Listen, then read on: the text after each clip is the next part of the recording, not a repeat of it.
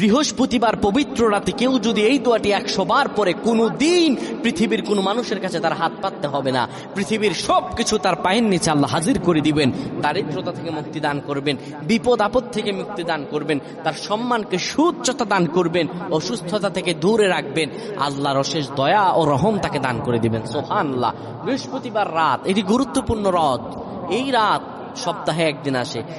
আরবিতে রাত আগে আসে, দিন পরে আসে। সুতরাং বৃহস্পতিবারের যে দিন গিয়ে রাত, এটি বৃহস্পতিবার রাত নয়, এটি শুক্রবারের রাত, এটি জুমাবারের রাত, এটি দোয়া কবুলের রাত, আল্লাহর কাছাকাছি হওয়ার রাত। সুবহানাল্লাহ।